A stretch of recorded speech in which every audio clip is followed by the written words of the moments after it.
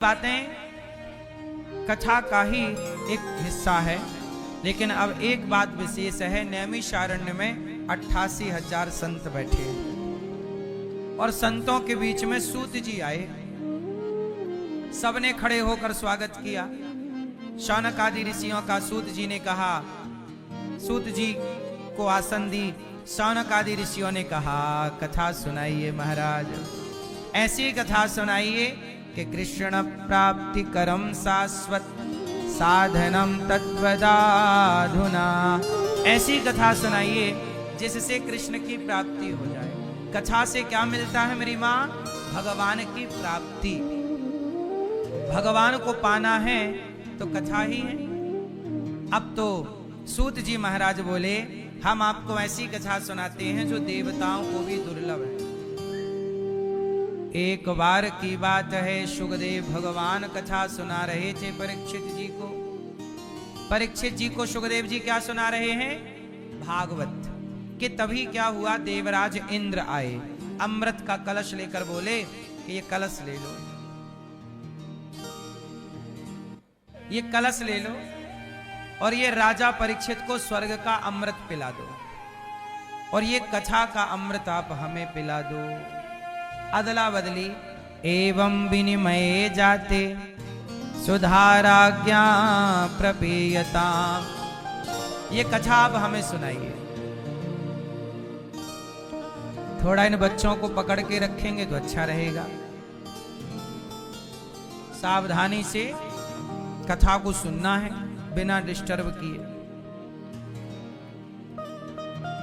तो एक बार स्वर्ग का अमृत लेकर के देवराज इंद्र आए। किसके पास आए? परीक्षित जी। परीक्षित जी से क्या कहा कि आप स्वर्ग का अमृत पी के अमर हो जाइए, क्योंकि आपको 7 दिन में मरने का शाप लगा है। परीक्षित जी से कहा कि पियोगे? परीक्षित जी ने मना कर दिया, ना, मुझे अमृत नहीं पीना। स्वर्ग का अमृत पीऊंगा तो स्वर्ग मिलेगा, पर भागवत की कथा का अमृत पीऊंगा तो भगवान मिलेंगे, इसलिए स्वर्ग के अमृत की जरूरत नहीं है। सोचिए, ये कथा वह अमृत है जो स्वर्ग के अमृत से भी श्रेष्ठ है। क्यों? कहते हैं स्वर्ग का अमृत पियोगे तो स्वर्ग मिलेगा, पर कथा का अमृत पियोगे तो भगवान मिल जाएंगे। परीक्षित जी को कौन मिला? किससे मिले? भागवत से। इसलिए भागवत का अमृत बड़ा है। तब कथामृतम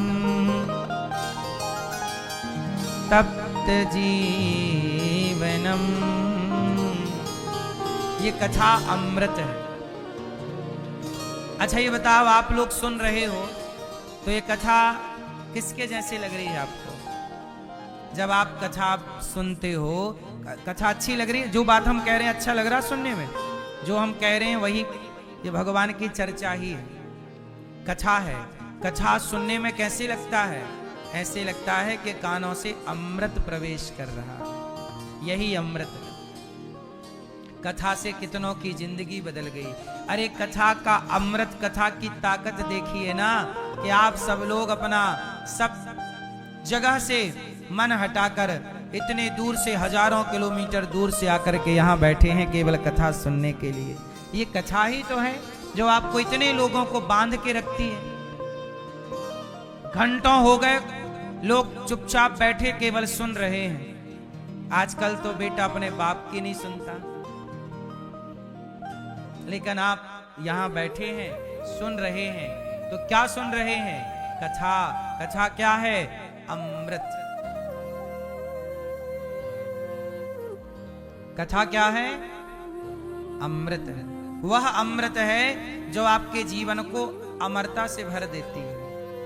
मीराबाई ने, आज दुनिया मीराबाई को जानती है, तो मीराबाई भी तो एक प्रकार से अमर ही है ना? तो अब बताओ, मीराबाई को अमर किसने बनाया? मीराबाई भी कथा सुनती थी। जब भी कोई साधु संत आए तो कथा सुनने जाए। उनकी सास कहे कि तूने तो नाम खराब कर दिया। कथा सुनती और बाद में भगवान के कीर्तन में नाचती। पग घुंघरू बांध मीरा नाची रे। वो तो कथा सुनती, वो तो गली गली हरि गुण, वो तो हरि गुण गाती है,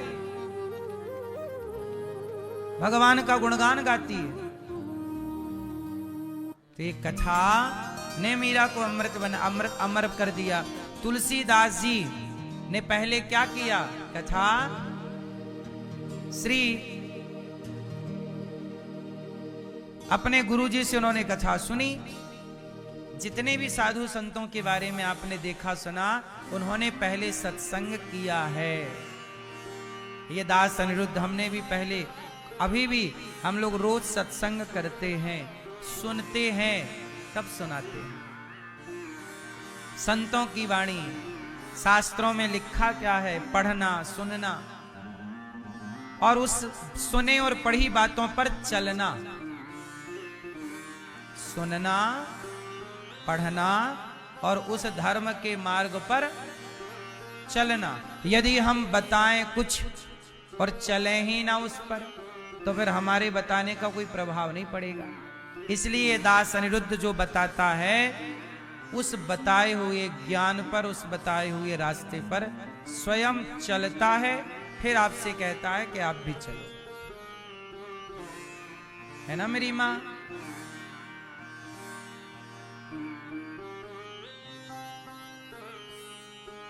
गौरी गोपाल आश्रम में आपने देखा होगा, हजारों भक्त भोजन करते हैं। कोई भी आए सबको भरपेट भोजन। पहले गौरी गोपाल में सब भोजन करते हैं, फिर हम आपसे कहते हैं कि भाई यहाँ तो ये दान हो रहा है, अन्नदान, आप भी थोड़ा सा दान कर सकते हो तो कर लो। तो हम बाद में आपको कहते हैं कि आप करो, पहले तो यहाँ हो ही रहा है। आप नहीं करोगे तो भी यहाँ हो ही रहा है। तो पहले हम स्वयं कर रहे हैं, फिर आपसे निवेदन बाद में कर रहे हैं। तो ये अन्न क्षेत्र है, अन्नदान धरती का सबसे बड़ा दान है।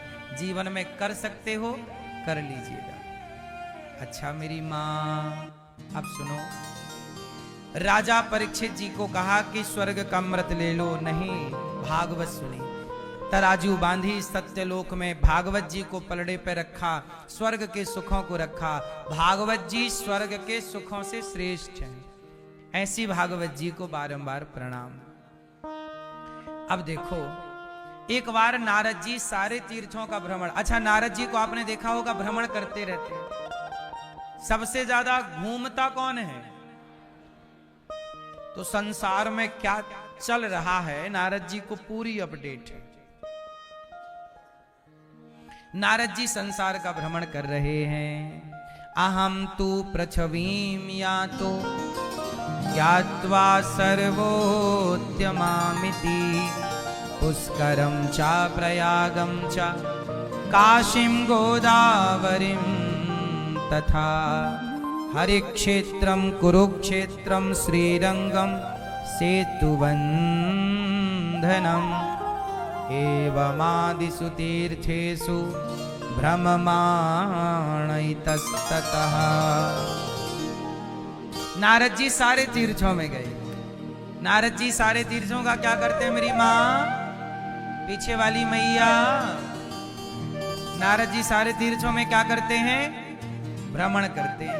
एक दिन नारद जी पुष्कर गए, प्रयाग, काशी, गोदावरी, पर ना पश्यम कुत्र मिच्छर्मा, शांति कहीं नहीं मिली। तब नारद जी बोले क्या करूं?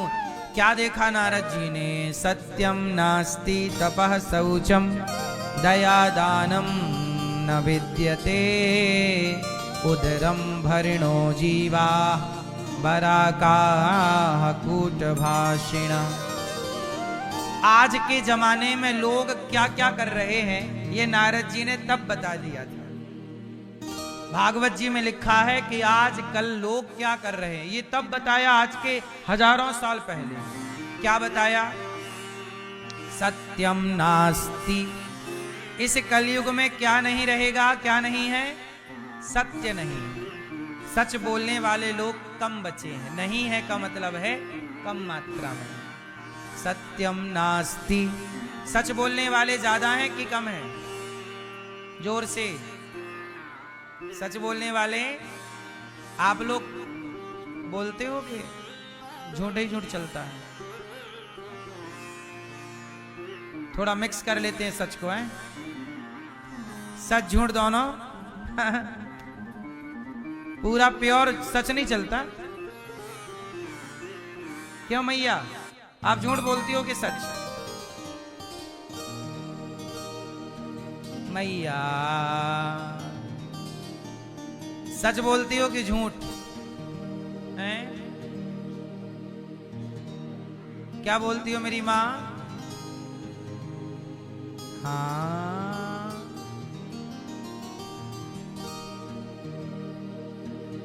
मैया जी झूठ बोलने जा रही हो कि सच?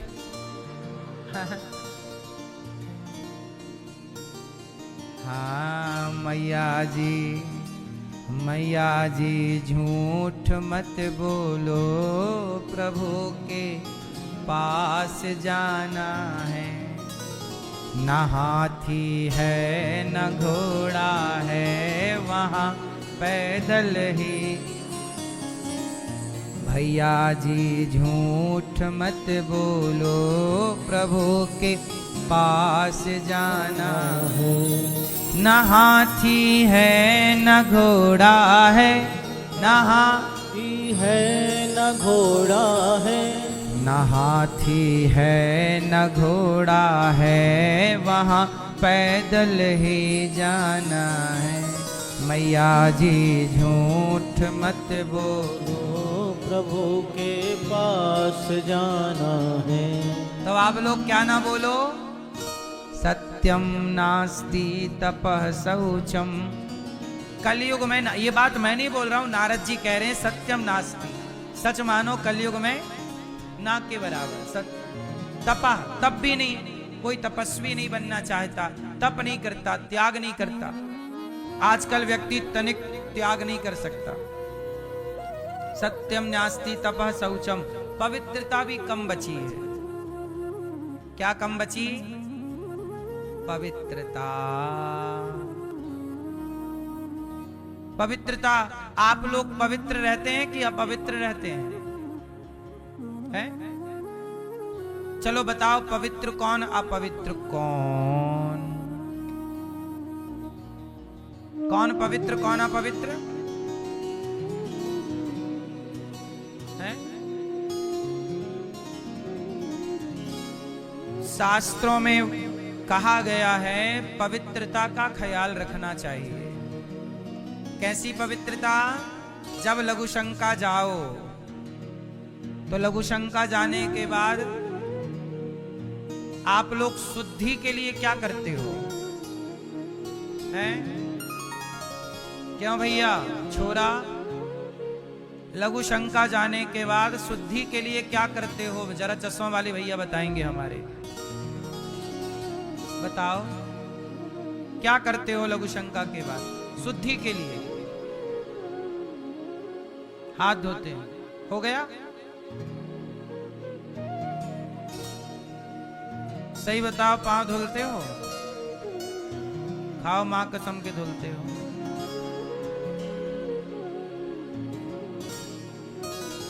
हाथ धुलना, पांव धुलना और 4 कुल्ला करना, ये शुद्धि तब बनेगी लघु शंका के बाद।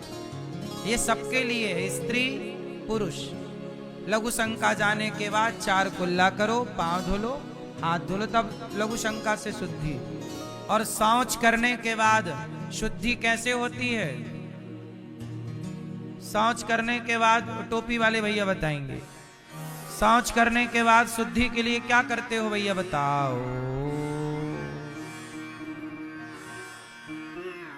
छोरी को बिठा दो और बता दो। बताओ, शौच के बाद शुद्धि के लिए क्या करना होता है? हाथ धुलना, पांव धुलना, मुंह धुल लेना। अच्छा शोध करते हैं क्या? नई रिसर्च। मुंह धुल लो।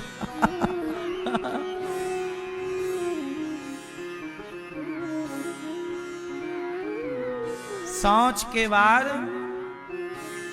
स्नान करना चाहिए।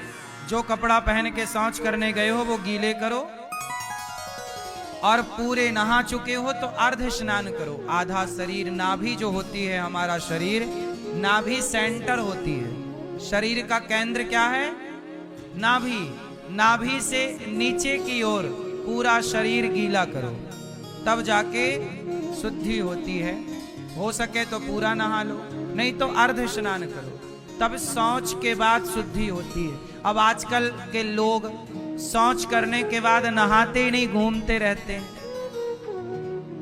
अशुद्धि से कहते हैं जैसे राखो शुद्धि वैसी बने बुद्धि, और जैसा खाए अन्न वैसा रहे मन। इसलिए खाने से पहले भोग लगाना चाहिए अन्न का, भोजन का, और वही खाओ जिसका भोग लगे।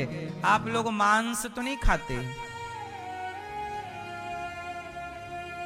तो वही खाओ जिसका भोग लगे। भोग लगाकर खाओ तुम ही निवेदित भोजन करही।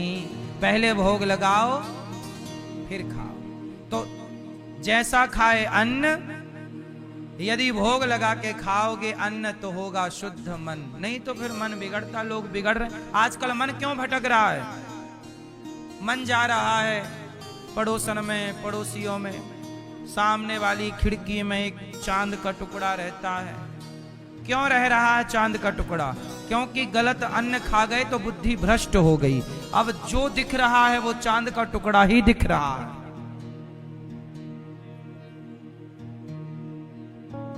फिर जो दिख रहा है वो क्या दिख रहा है? चांद का टुकड़ा है।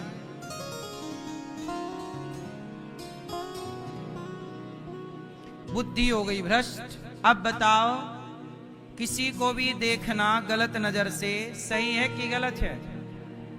और आजकल यही बॉलीवुड सिखाती है ना, कि चांद का टुकड़ा देखो। गलत नजर से सिया मां को देखा। रावण ने सीता मां के साथ कुछ अपमानजनक हरकत की नहीं थी, केवल वो लेकर आया, लंका में रख दिया। रावण ने कोई जोर जबरदस्ती नहीं की सीता मैया के साथ। बोलो हाँ, रावण ने कोई जोर जबरदस्ती की? बाद में अग्नि परीक्षा देके मां ने साबित कर दिया कि मैं अग्नि की तरह पवित्र हूं। रावण ने कोई जोर जबरदस्ती नहीं की, लेकिन गलत नजर से देखा, और केवल देखा तो रावण का सर्वनाश हुआ कि नहीं? बोलो हाँ। तो जब रावण जैसे धनवान का, रावण जैसे ज्ञानी का पराई औरत को देखने से सर्वनाश हो गया, तो तेरा क्या होगा रे कालिया?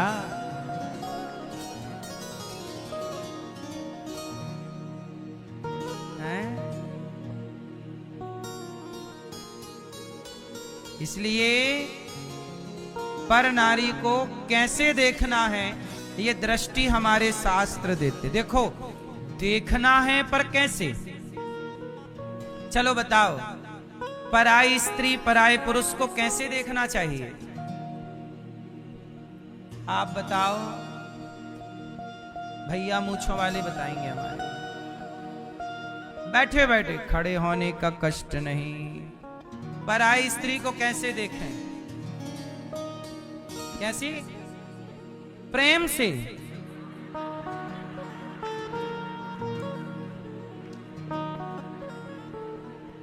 इसी प्रेम के चक्कर में तो इलू इलू चल रहा है।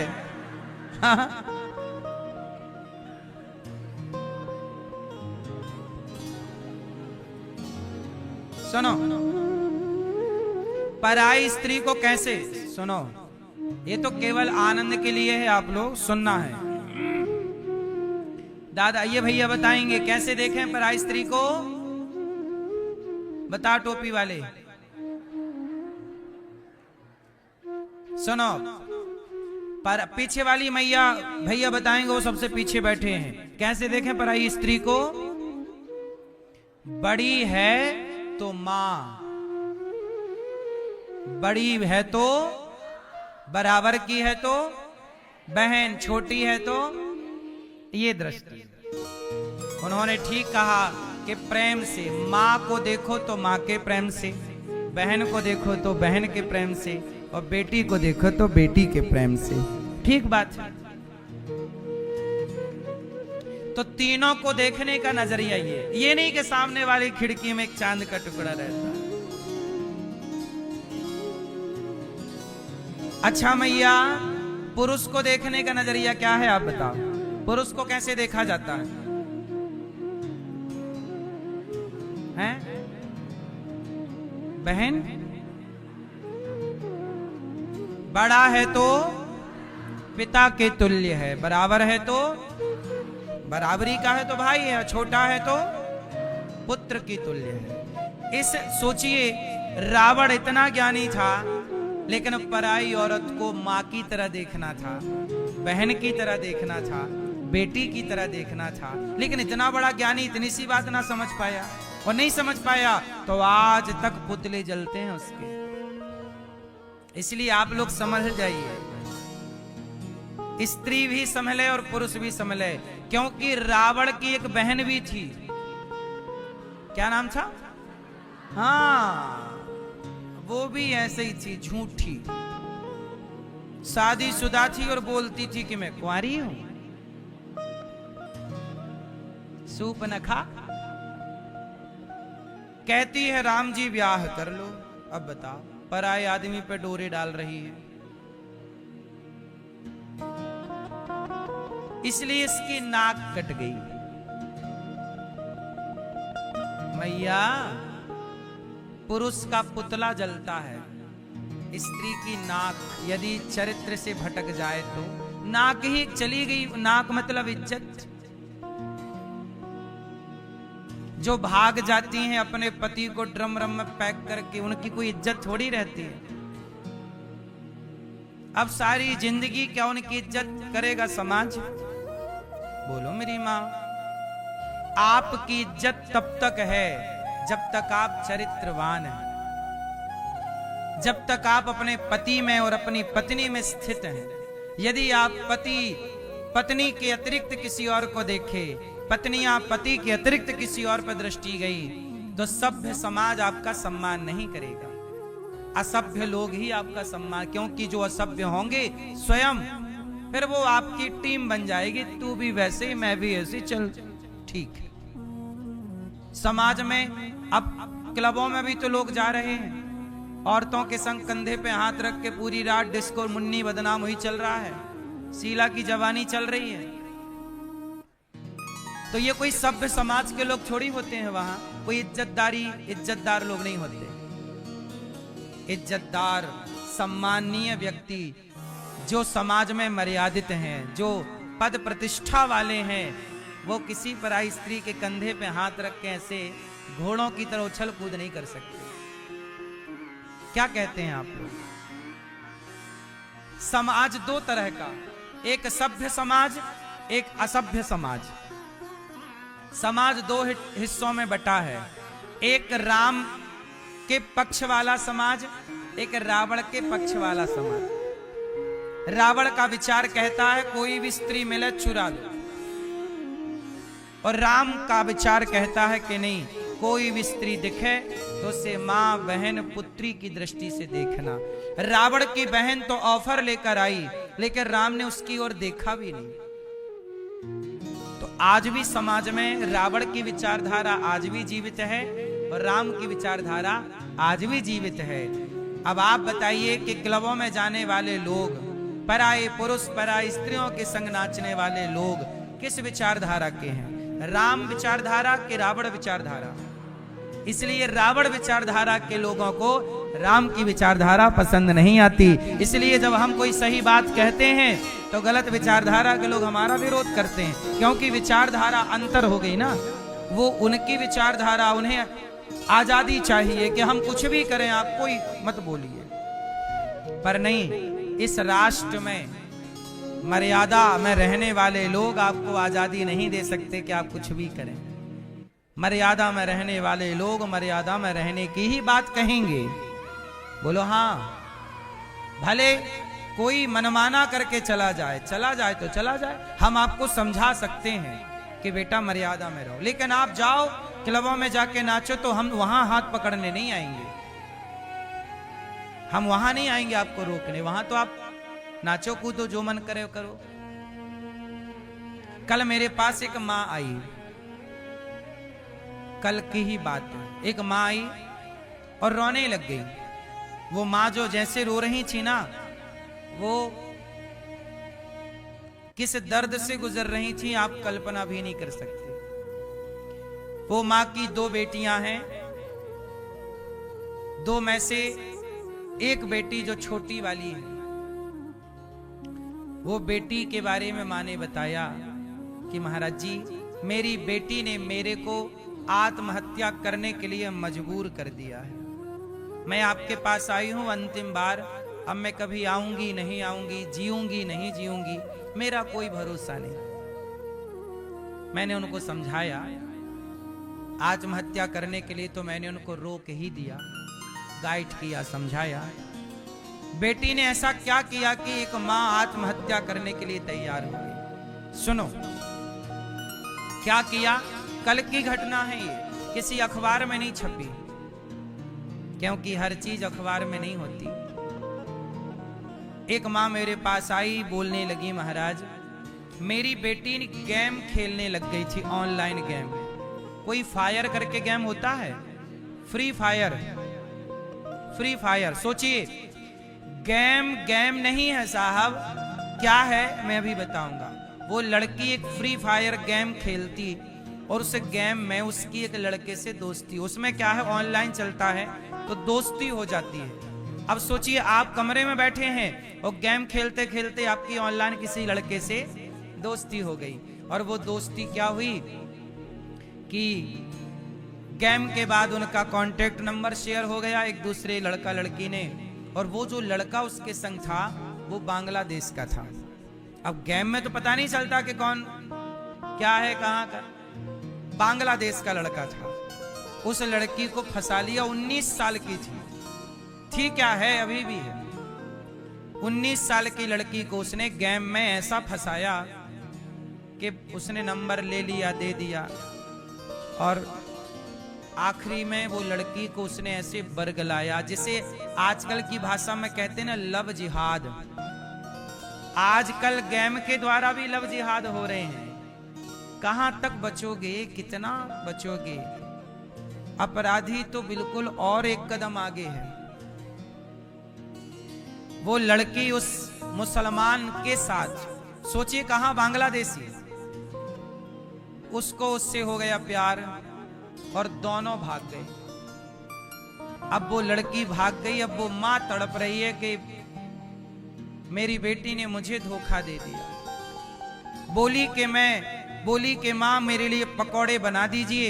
मैं पकौड़े बना रही थी उसके लिए और बेटी उसी समय भाग गई, चली गई। महाराज मैंने क्या गुनाह किया?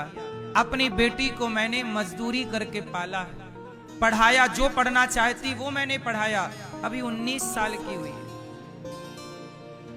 उसकी सारी फीस, सारा पैसा मैं काम करके लाती, घरों में बर्तन धोती।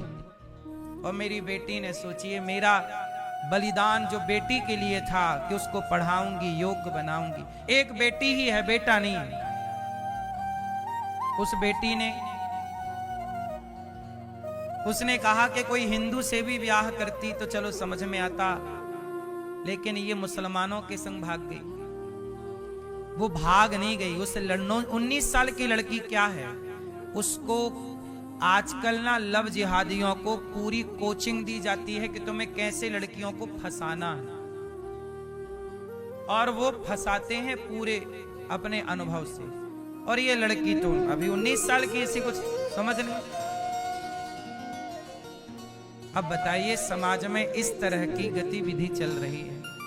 जिन बच्चों के लिए माँ बाप इतनी मेहनत परिश्रम करते हैं, वो बच्चे आखिरी में यदि माँ बाप के छाती पे खंजर मार देंगे, जब अपने ही गद्दारी कर देंगे, धोखा दे देंगे, तो लोग भरोसा किस पर करेंगे?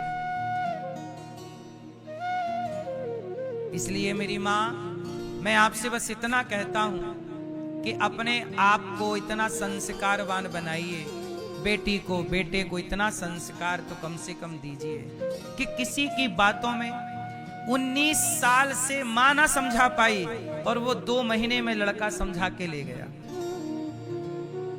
बताओ क्या समझा दिया होगा उसने 2 महीने में? और 19 साल में मां क्या ना समझाई होगी।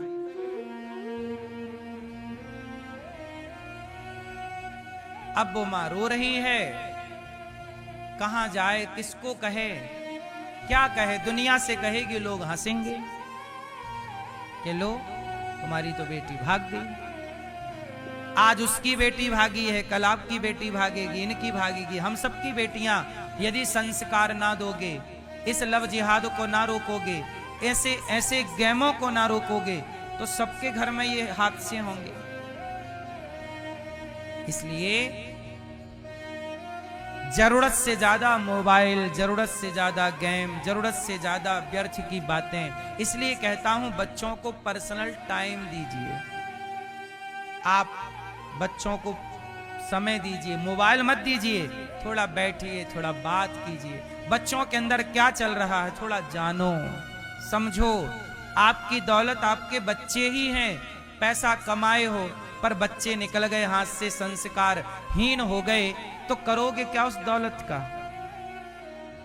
इसलिए बच्चों को योग्य बनाओ। आज के युग में योग्यता, संस्कार ही सबसे बड़ी दौलत है। यदि आपके बच्चों में संस्कार नहीं है तो आप सबसे गरीब माता पिता हैं, और आपके बच्चे संस्कारवान हैं तो आप सबसे अमीर माता पिता हैं। यही दौलत है मेरे हिसाब से। कागज के टुकड़े दौलत नहीं है, सही संस्कार ही दौलत है। सही है कि गलत है?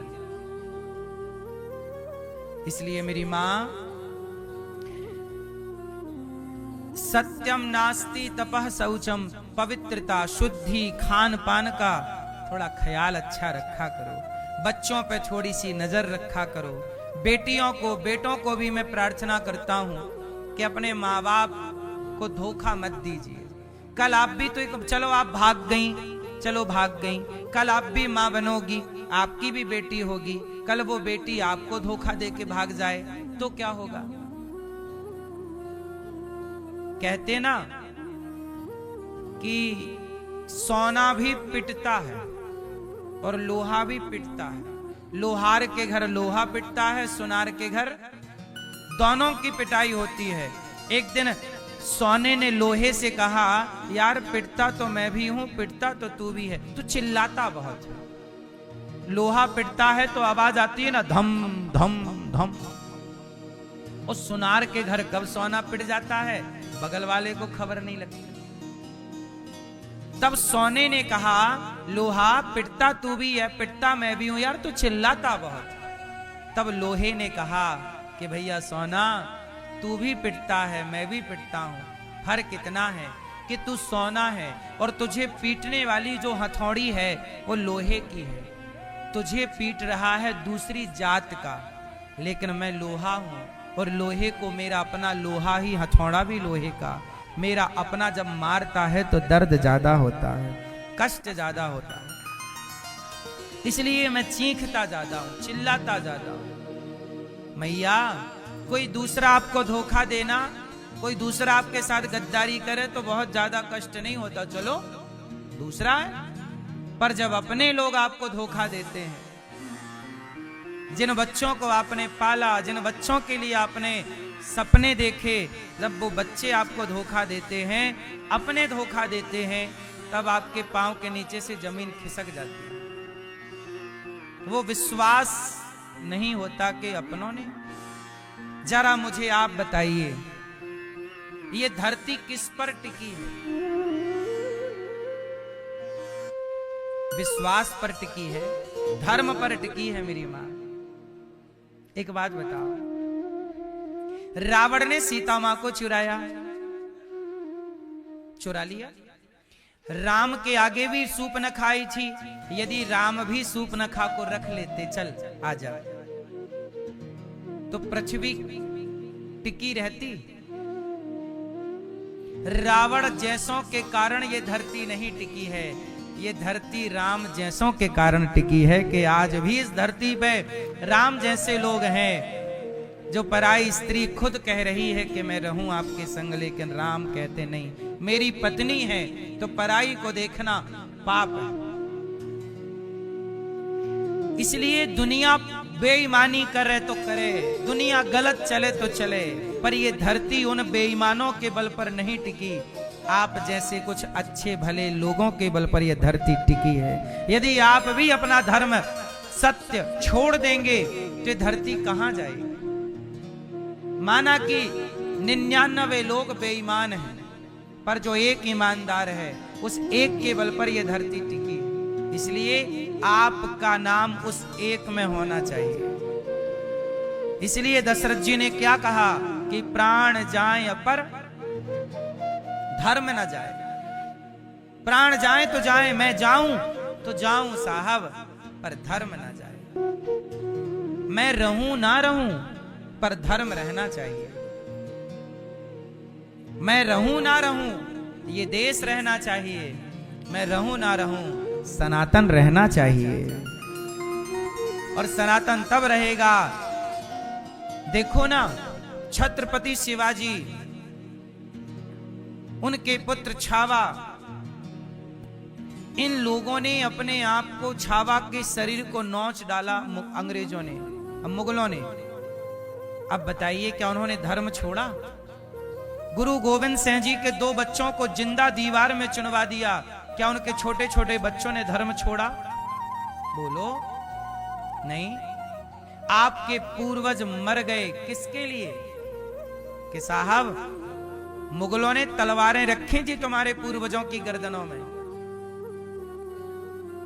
मुगलों ने तलवारें रखी तुम्हारे पूर्वजों की गर्दनों में, और क्या कहा कि छोड़ दो सनातन धर्म को, अपना लो। जिन्होंने अपना लिया वो मुसलमान हो गए, जो नहीं अपनाए उन्हीं के बल पर आज सनातन जीवित है, जिंदा है। तलवारें गर्दनों पे रखी हैं, कट गई गर्दनें, बह गया रक्त, धर्म नहीं छोड़ा। इसलिए मेरी माँ, इन बेटियों को, आप इन बेटों को, कि जो गर्दनें कटवा के भी धर्म नहीं छोड़े, तो आज मैं उस बेटी से सवाल करूं जो किसी मुसलमान लड़के के संग भाग गई अपनी मां को धोखा देकर, कि बेटा क्या तुमने धर्म किया अपनी मां के साथ? क्या यह धर्म था? मां बोली कि महाराज मेरे को बताती, यदि कोई हिंदू होता तो मैं करा देती विवाह, पर वो बांग्लादेश चली गई। अब कहां जाऊं मैं उसे ढूंढने बांग्लादेश? और वो उस लड़की के साथ ब्याह थोड़ी करेगा, उसे उसकी जवानी का स्वाद लेकर के बाद में बाजार में बेच देगा, डाल देगा कोठों में कि जाओ। ये प्यार के नाम पे फंसाई गई लड़कियों का क्या होता है? यही तो होता लव जिहाद में, जो गई सो 2-5 लाख में बेच दी जाती हैं बाजारों में। वहां हिंदुओं की स्थिति क्या है? और प्यार भी हुआ तो देखो, कोई, हम हमेशा आपसे कहते हैं, कोई आपसे प्यार क्यों करेगा? कोई आपसे प्यार, बोलो मेरी मां, कोई आपसे प्यार क्यों करेगा? आपके पास जवानी है, सामने वाले को जवानी का सुख लेना है, मिलते हैं जवानी का सुख लेते हैं। चिंगम है, मुंह पे रखते हैं, मीठी मीठी लगती है, चबाते हैं, चबाने के बाद जब स्वाद उतर जाता है तो हर लोग, हर व्यक्ति चिंगम को क्या करता है? थूक देता है। ऐसे ही लोग तुम्हारा स्वाद लेके तुम्हें भी थूक देंगे। लव जिहाद, जिन लड़कियों के साथ लव जिहाद में फंसती हैं, क्या होता है? यही होता है। कितनी लड़कियों ने बाद में वीडियो बना के सचेत किया कि बहनों मैं तो फंस गई लव जिहाद, मेरे साथ क्या हुआ। कई लड़कियों ने अपनी दास्तां बताई, लेकिन नहीं समझ में आती बातें। इसलिए सबसे बड़ा पाप है अपने रिश्तों को के साथ गद्दारी करना, दगा करना, धोखा देना। नारद जी कहते हैं कि मैं वृंदावन आया, एक कन्या उदास बैठी, 2 बूढ़े इस तरफ उस तरफ सो रहे। नारद जी ने कहा देवी तुम कौन हो? कन्या ने कहा अहम भक्तिरिति ख्याता इमौ मे तनयौ मतौ ज्ञान वैराग्य नामानौ काल योगेन जर्जरौ। अहम भक्तिरिति ख्याता इमौ मे तनयौ मतौ। मेरा नाम भक्ति है। मेरा नाम क्या है? ये मेरा बेटा ज्ञान और वैराग्य है। नारद जी बोले, जब से कलयुग आया, भक्ति महारानी ने कहा परेशान हो। हाँ, क्या है मैया?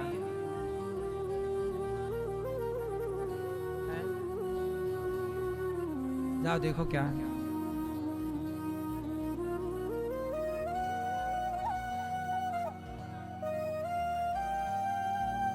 तो नारद जी ने भक्ति महारानी से कहा कि भागवत सुनो।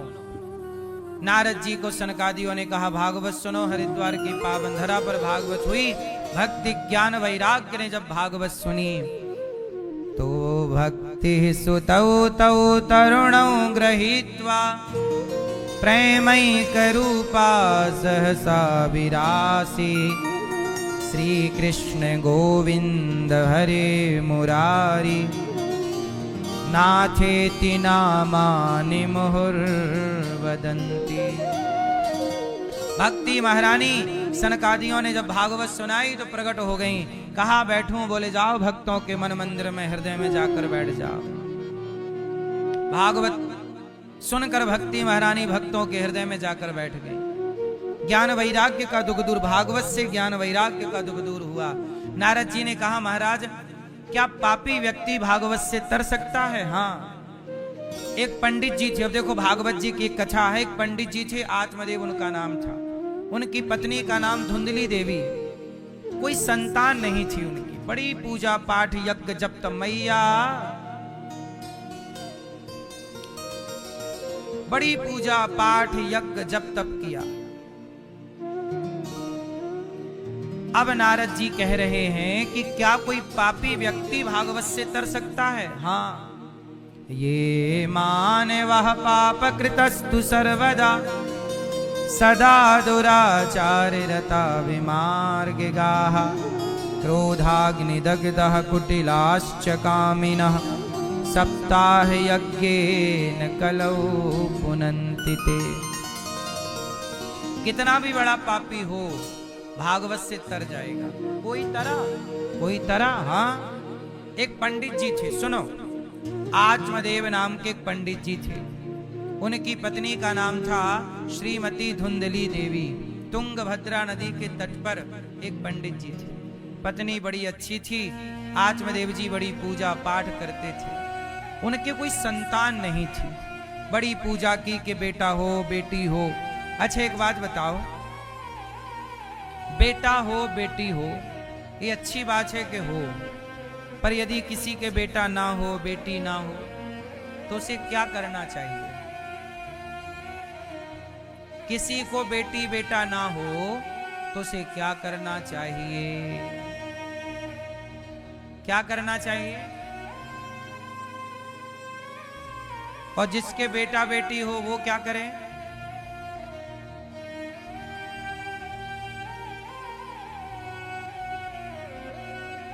जिसके बेटा बेटी है वो भी भगवान की भक्ति करे, और जिसके बेटा बेटी नहीं है वो भी भगवान की भक्ति करे।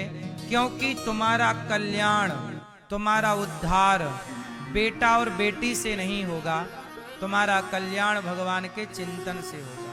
और मुझे एक बात समझ में आती है कि ईश्वर जितना देना चाहते हैं जिसको, देखो हर व्यक्ति आपके पास उतना ही है जितना ईश्वर ने आपको देना चाहा।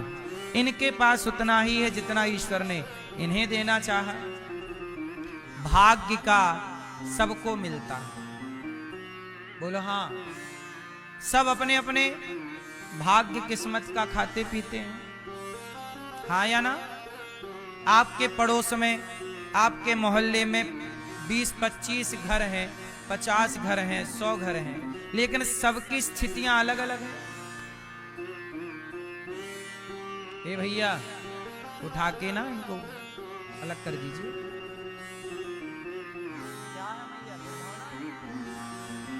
ए बेटा उठा, उसको गिलास में भर लो, बाहर करो,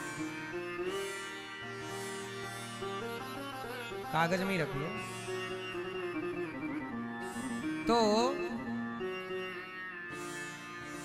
कहने का तात्पर्य यह है कि किसी के बेटा है, माना कि, तो भगवान का भजन करे, बेटी है तो भजन करे, नहीं है तो भी भजन करे। ईश्वर ने जिसको जितना दिया है वो उसके भाग्य का है।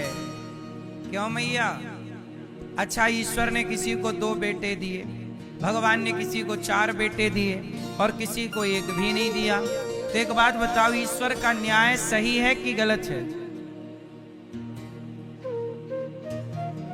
मैया, किसी को 2 बेटे, किसी को 4 बेटे और किसी का 1 भी नहीं। ईश्वर का न्याय सही है कि नहीं? उत्तर सही है कि गलत है न्याय? जोर से।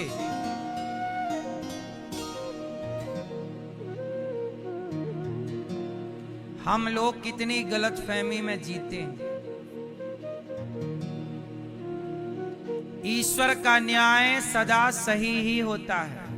वो दे तो सही और ना दे। आप लोग अपने बेटे को मोबाइल देती हो जितना वो चाहता है, बोलो। छोटा बच्चा है, आप मोबाइल छीन लेती हो। जो बच्चा चाहता है क्या वो देती हो? छोटा बच्चा कहता है कि हमें पैसे दे दो, हमें टॉफी दे दो, चॉकलेट दे दो, ये दे दो। कई बार आप देती ही रहती हो कि मना भी करती हो? बोलो। अच्छा, मना भी करती हो कि कई बार मार भी देती हो, 1 थप्पड़ मारती हो, इसका मतलब आप अपने बेटे से प्यार नहीं करती हो। करती हो तो मारती क्यों हो? हाँ, आप भले मारती हो पर प्यार भी करती हो। ऐसे भगवान जीवन में कष्ट दें तो भी यही समझना चाहिए कि भगवान प्यार कर रहे हैं। कोई कष्ट मिला, कोई तकलीफ मिली तो वो ठीक है, होगा कुछ।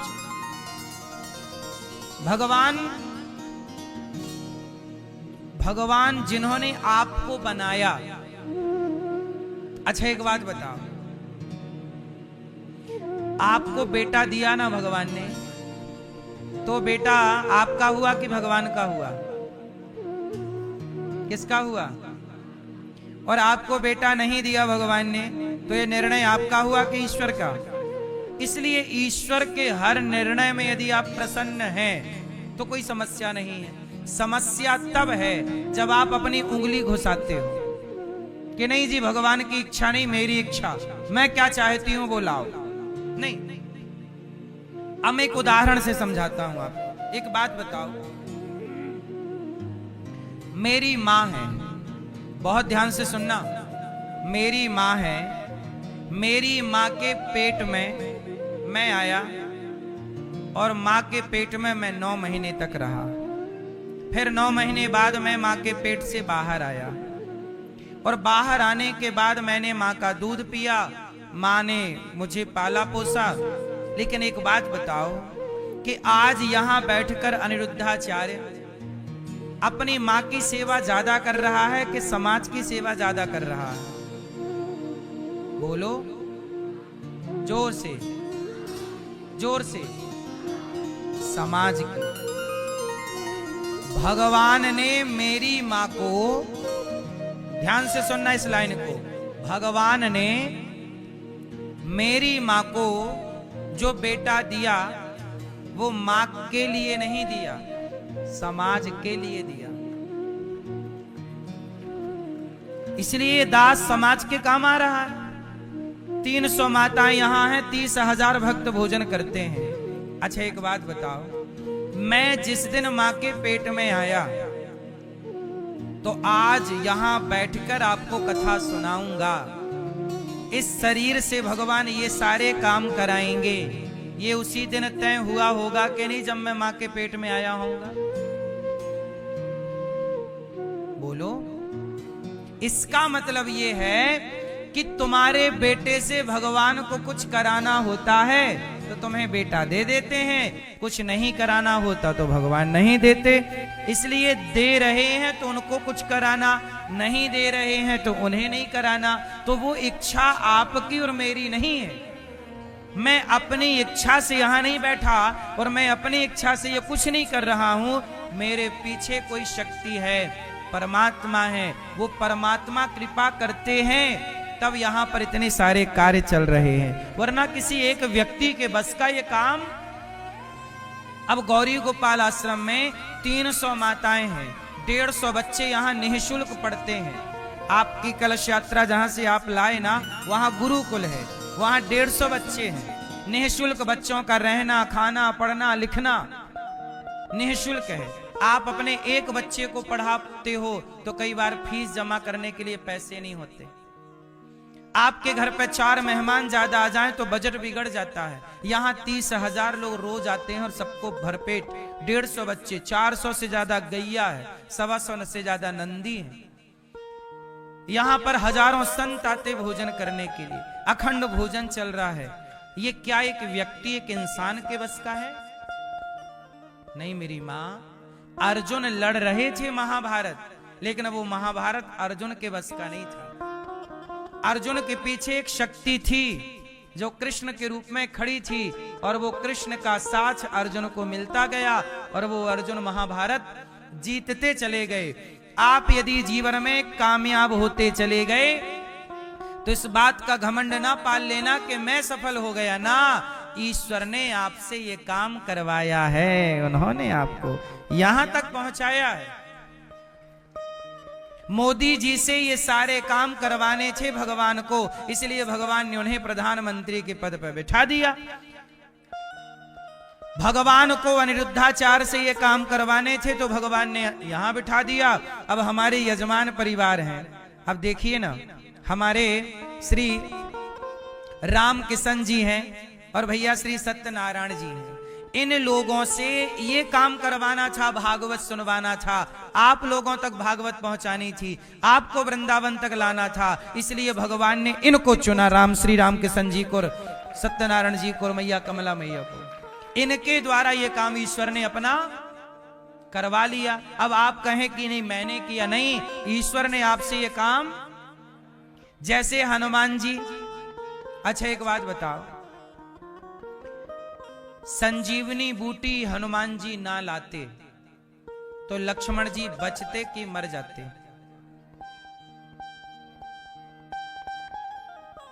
मैया बोलो मेरी मां। हनुमान जी संजीवनी बूटी ना लाते तो लक्ष्मण जी मर जाते कि बच जाते? जोर से ये मैया, मर जाते? क्या होते? बोलो। नहीं मरते। संजीवनी बूटी नहीं आती तो कैसे? सुनो, हनुमान जी संजीवनी बूटी ना लाते तो भी लक्ष्मण जी बच जाते। क्यों? क्योंकि हनुमान जी गए, लाए। कौन ताकत दे रहा है पहाड़ उठाने की? आपको क्या लग रहा हनुमान जी लाए? ना साहब, हनुमान जी पर राम कृपा ना करते तो कोई बंदर पत्थर पहाड़ उठा सकता है? इसलिए कई बार आपको यह अभिमान आ जाता है कि मैं कर रहा हूं, पर आप भूल जाते हैं कि मैं नहीं, मेरे से भगवान ये अच्छा काम करवा रहे हैं। ईश्वर हैं आपके साथ जो आपसे ये काम। इससे ये पता चलता है कि ईश्वर हर वक्त आपको देख रहे हैं। इसलिए आप ईश्वर की निगरानी में, इसलिए दास अनिरुद्ध हर समय ये देखता है कि मुझे ईश्वर देख रहे हैं हर तरफ से, क्योंकि ये काम कोई इंसान नहीं कर सकता, भगवान ही चाहेंगे तब होगा।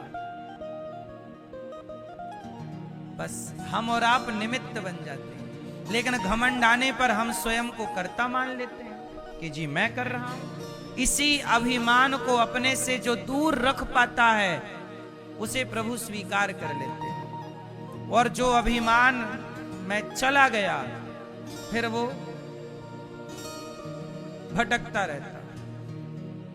इसलिए बेटा मिल जाए तो खुश रहा करो, और ना मिले बेटा खुश रहा करो। हर परिस्थिति में प्रसन्न रहना। मेरी और आपकी हैसियत इस धरती पे कुछ भी नहीं है। बोलो हाँ। अच्छा एक बात बताओ, इस धरती पे मेरी औकात क्या है? क्या है? मैं कौन हूं इस धरती पे? ये गुलाब में कितनी सारी पंखुड़ियां हैं, इन पंखुड़ियों में से एक पंखुड़ी मैंने निकाल ली। ये इस एक पंखुड़ी की इस पूरे ब्रह्मांड में क्या हैसियत है? एक पंखुड़ी की। जैसे इस एक तिनके की इस पूरे ब्रह्मांड में एक तिनके की क्या हैसियत है, ऐसे हमारी और आपकी उस तिनके से ज्यादा किसी की औकात थोड़ी है इस धरती पे। आप मान रहे हैं अपने को 30 मार्खा मान रहे हैं कि मैं ये मैं वो, मानते रहिए, पर आपकी हैसियत इस तिनके से ज्यादा, मेरी हैसियत इस तिनके से ज्यादा, मैं मान कितना भी लूं। बात सही है कि गलत है? इसलिए मेरी मां बिना अभिमान के, जो ईश्वर देते हैं, बेटा देते हैं नहीं देते हैं, हर परिस्थिति पर ईश्वर की कृपा का अनुभव करना चाहिए और बचा हुआ जीवन भगवान के हवाले करना चाहिए, समाज की सेवा करना चाहिए। हमारा जीवन हमें जो मिला है वो राष्ट्र के निर्माण के लिए, राष्ट्र के हित के लिए मिला है। हम जो जिएंगे राष्ट्र हित के लिए जिएंगे, समाज के लिए अच्छा काम करना है, करते करते जाना है, क्योंकि यहां का किया पूरा हिसाब ईश्वर को देना पड़ता है। आत्मदेव जी के कोई बेटा नहीं था। एक संत जी से कहा कि मुझे पुत्र चाहिए। संत जी ने कहा पुत्र तो तेरे भाग्य में नहीं है। तो आत्मदेव जी ने कहा फिर मैं मर जाऊंगा, यदि मैं मरा तो आपको हत्या लगेगी। संत जी बोले नहीं नहीं ऐसे मत कर, तू बेटा चाहता चल मैं देता हूं। संत ने अपने तपस्या का पूरा फल आत्मदेव को दिया, एक फल दे दिया, पत्नी को देना तुम्हें पुत्र की प्राप्ति होगी। आत्मदेव जी ने जाके फल पत्नी को दिया, पत्नी ने गाय को खिला दिया, गाय को बच्चा हो गया, नाम रखा गौकर्ण। धुंधली की बहन को बच्चा हुआ, पैसे से खरीद लिया, नाम रखा धुंधकारी। अब धुंधकारी और गाय का बच्चा हुआ गौकर्ण। दोनों बच्चे बड़े हुए, गौकर्ण जी बड़े हुए, धुंधकारी बड़ा हुआ। दोनों जब बड़े हुए तो धुंधकारी बड़ा दुष्ट निकला। आत्मदेव जी क्या कह रहे थे? बेटा चाहिए, और अब बेटा मिल गया तो बड़ा होके बेटा डंडे से मारता है। ले ले ले। आत्मदेव जी रो रहे हैं, हे भगवान ये कैसा बेटा दिया? भगवान ने कहा मैंने तो दिया ही नहीं था, मुझे पता था कि तुझे पुत्र से सुख मिलने वाला नहीं है, पर तूने जिद की और मेरी बात ना मान के और तूने ले लिया। देखो एक बात बताऊं मेरी मां, ईश्वर को चैलेंज नहीं करना चाहिए। ईश्वर जो देते हैं ले लो, नहीं देते कोई बात नहीं, काम करो, पैसे कमाओ, आप अपना प्रयास करते रहो। कर्मण्येवाधिकार, तू कर्म करता चल, पर कर्म के बाद क्या मिलेगा क्या नहीं मिलेगा ये तेरे हाथ में नहीं है। सब कुछ आपके हाथ में नहीं होता ना मेरी मां।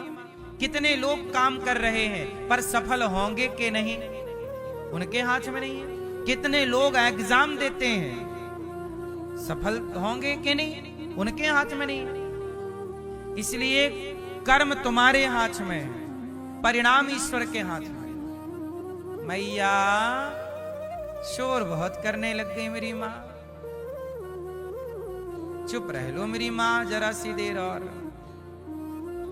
वैसे अच्छी मैया हमारी, आप लोगों ने शांति का परिचय बढ़ा दिया, थोड़ा और झेल लो हमें आज। हाँ। सुन लो, ऐसा है कि देखो, ईश्वर को चैलेंज नहीं करना चाहिए। यदि ईश्वर ने हमें कुछ नहीं दिया ना, तो वो हमारे भले के लिए नहीं दिया। एक माँ के दो बेटे थे, एक बेटे को माँ केला खवा रही है, ले ले केला खा और दूध पी, केला दूध, और दूसरा बेटा केला खाने लगा तो एक थप्पड़ जमाया गाल में, चटाक।